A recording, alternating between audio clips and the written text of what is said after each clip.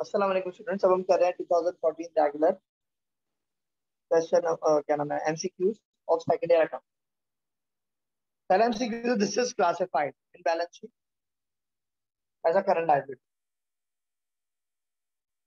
तो भाई debenture, prepaid expense, preference shares, इसमें से आपकी कोई लायबिलिटी नहीं। लायबिलिटी आपकी क्या है? तो सॉरी, करंट लायबिलिटी नहीं है।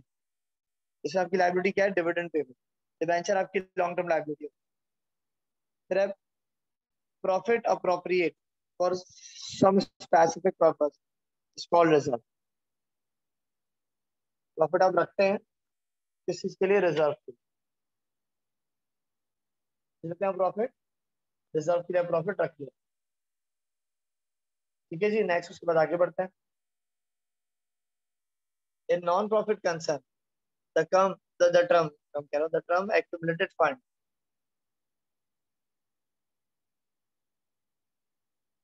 is used in place of capital।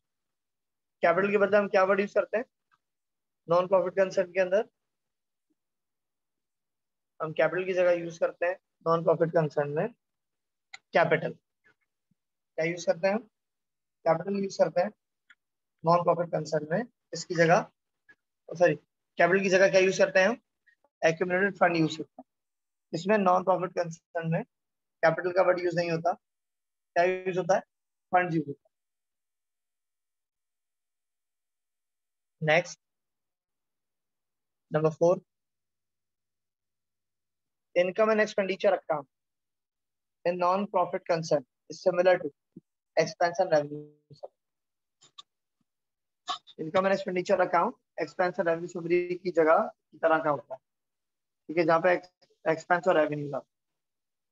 Next, the amount of share capital with which a company is registered is called authorised capital. Share capital का अमाउंट क्या कहलाता है? आपका ऑथराइज्ड कैपिटल कहलाता है।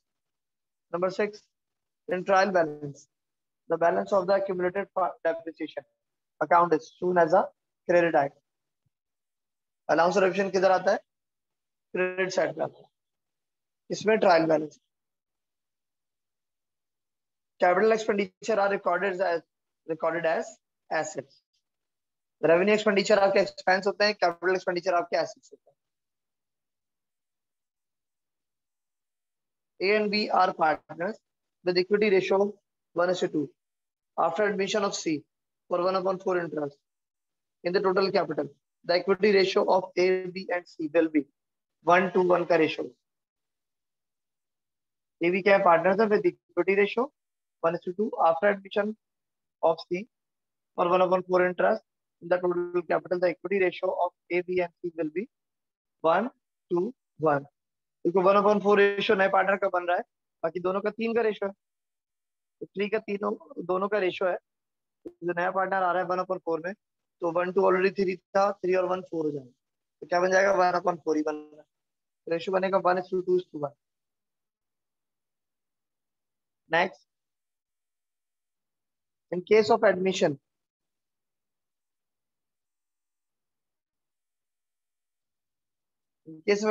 Under bonus method, total capital of the firm increases by the amount of equal to new investment। ठीक है ना? बोनस मेथड में क्या होता है?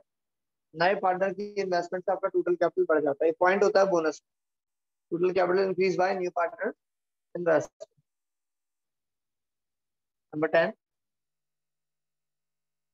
The account retain earning represent reserve unappropriate profit. तो जी हाँ, ये अनअप्रोप्रिएट प्रॉफिट होता है कि जो आपका डिस्ट्रीब्यूट नहीं, प्रॉफिट होता है आप रख लेते हैं, ठीक है, रिटेन कर लेते हैं। तो अप्रोप्रिएट नहीं हो कि पैसा कहाँ खर्च, प्रॉफिट कहाँ लगे। The following account will be debited for recording declaration of dividend by a company। जो कहलाता है retained earning.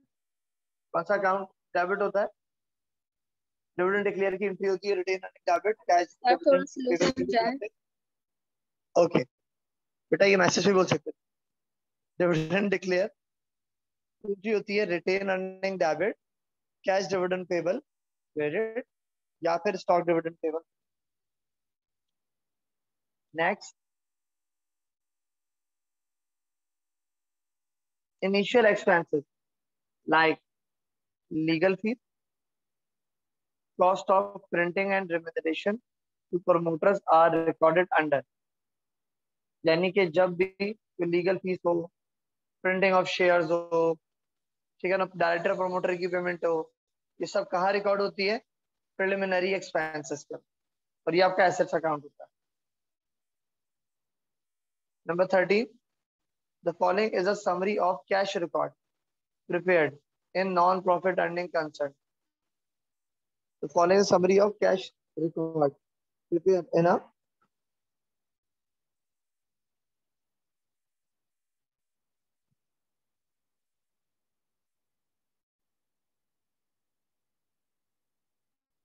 like cash record prepared in non-profit concern. Receipts and payment account. Number 14, the credit balance of income and expenditure account represent surplus of income over expenditure. The credit balance of income and expenditure account represent surplus कहलाएगा, और debit balance अगर ज्यादा आ रहा हो तो क्या कहलाता है? डेफिसिट। क्रेडिट ज्यादा है तो सरप्लस है, डेबिट ज्यादा हो तो डेफिसिट होता है। 15, the alternative term used for authorized capital is nominal capital.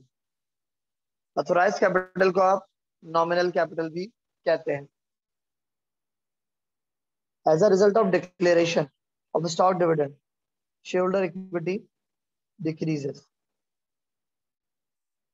As a result of declaration of stock dividend, shareholder equity क्या होती है? डिक्रीज होती है। ऐलान करते हैं डिविडेंड देंगे तो प्रॉफिट कंपनी से जाएगा, तो ऑनर्स इक्विटी क्या होगी? कम हो जाती है ऊपर। Number 17, this is not a part of profit and loss sharing scheme.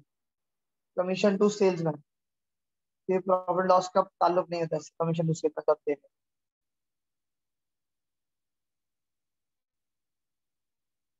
बाकी इंटरेस्ट ऑन कैपिटल आता है, सैलरी टू पार्टनर आता है, कमीशन टू पार्टनर आता है, लेकिन पार्टनरशिप प्रॉफिट एंड लॉस में कमीशन टू सेलमैन का कोई ताल्लुक नहीं है, तो वो आपके इनकम स्टेटमेंट का पार्ट है। Rent paid to a partner for his building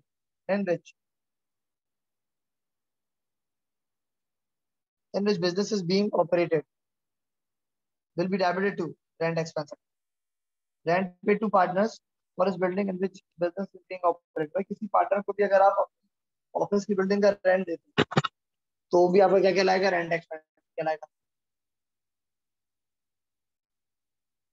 number 19, under fix capital method profit and loss transfer to current account. Fix capital method में प्रॉफिट लॉस ट्रांसफर होता है करंट अकाउंट, ठीक है। Fluctuation method में profit का transfer होता है capital account. This is not shareholder equity. Debenture आपका क्या होता है? लाइबिलिटी होता है, ये शेयर होल्डर इक्विटी नहीं होती।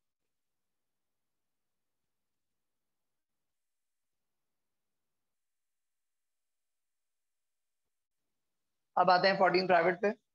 पहला है the value of non-current assets decline gradually because of depreciation. Assets की वैल्यू डाउन होती है डेप्रिसिएशन की वजह से। हर साल एसेट वैल्यू रिड्यूस होती रहती है, क्योंकि एसेट्स क्या होता है? डेप्रिसिएट होता है, इस्तेमाल से एसेट्स की वैल्यू कम होना शुरू होती है। Next, non profit organisation excess of income over its expenses is called surplus. Non profit में इनकम ज्यादा हो, एक्सपेंस कम हो तो क्या कहलाता है? सरप्लस कहलाता है। और एक्सपेंस ज्यादा हो, इनकम कम हो तो क्या कहलाता है? डेफिसिट कहलाता है। Number 3, persons enter into partnership business are called partners. Partner enter होंगे बिजनेस में, क्या कहलाएगी? पार्टनरशिप में, तो पार्टनर्स कहलाएंगे। Number 4, a machine costing 30,000 depreciated for 2 years at 5% under diminishing balance method will have accumulated depreciation. तो भाई कैलकुलेटर से कैलकुलेट करते हैं।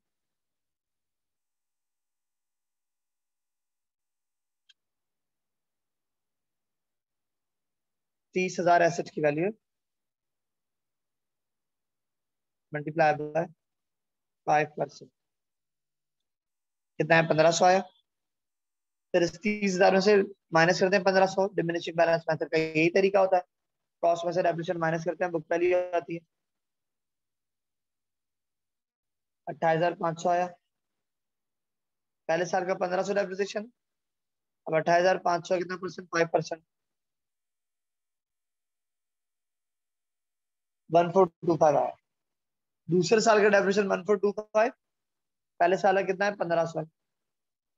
दोनों को प्लस करेंगे, अब तक का अलाउंस ऑफ कितना बनेगा, 2925। देखिए यहाँ पे लिखा हुआ है 2925। सही बच्चों, ये लिखा 29।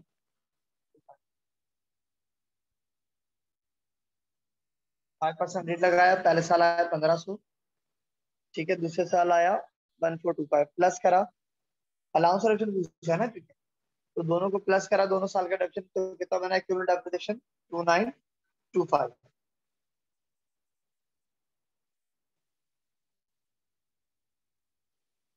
Capital and plus drawing minus profit, ये स्टेटमेंट तो आपकी जो है सिंगल एंट्री की है। क्या आ जाएगा, बिगिनिंग कैपिटल आ जाएगा।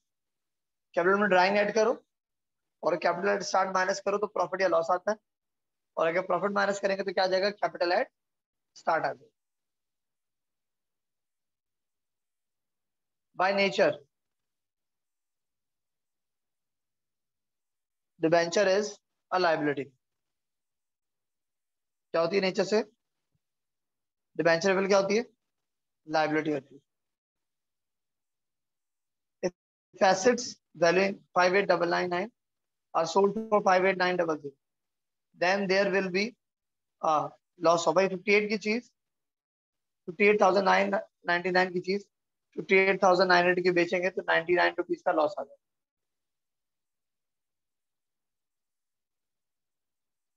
Stock dividend to be distributed is liability,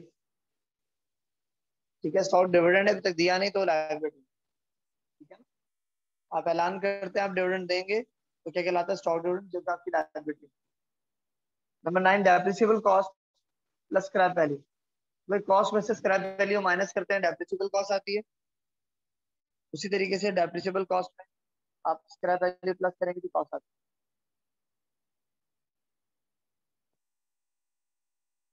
number 10,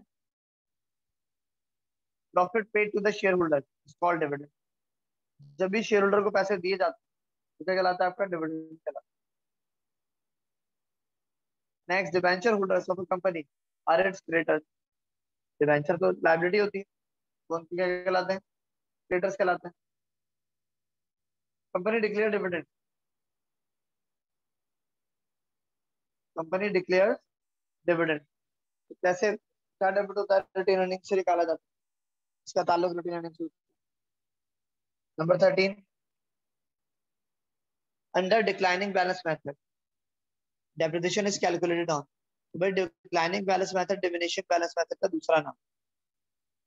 इसमें लगता है बुक वैल्यू पे आपका रेट लगता है, डिमिनिशिंग बैलेंस मेथड, ठीक है।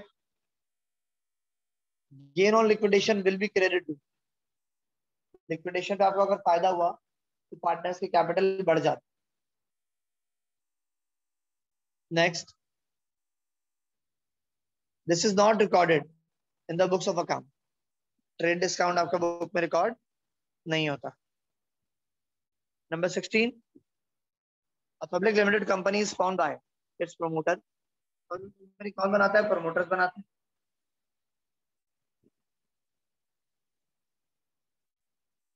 Number 17, the alternate term use for book value, book value को दूसरा नाम होता है written down value. Number 18, the balance sheet of a joint stock company does not contain the balance the account of income summary. Balance sheet में आपकी income summary नहीं आती। Number 19, if the remaining partners purchase capital of retiring partner, the total capital of the firm after retirement, कोई चीज नहीं आएगा। Purchase of interest कर रहे हैं हम, पार्टनर का जितना कैपिटल होता है पूरा आप खरीद रहे हैं, भले ज्यादा पैसे दे कम दे, कंपनी से ना पैसा आएगा जाएगा, पार्टनर अपने पर्सनल रिसोर्स से अगली का कैपिटल परचेज कर रही है, तो कैपिटल क्या रहेगा, रिमेन कांस्टेंट। एक जगह से कम होगा दूसरे से बढ़ेगा तो बराबर ही रहेगा। Number 20, salvage value is not taken into account while compute appreciation under diminishing balance method में कॉस्ट पीरियड लगता है पहले साल, दूसरा बुक वैल्यू पीरियड लगता है। तो बुक वैल्यू निकालने के लिए मैं स्क्रैप वैल्यू माइनस नहीं करता, तो डिमिनिशिंग बैलेंस मेथड में स्क्रैप वैल्यू को भी निकाल दो, नहीं होता। ओके बच्चों, 14 हमारा खत्म हुआ यार।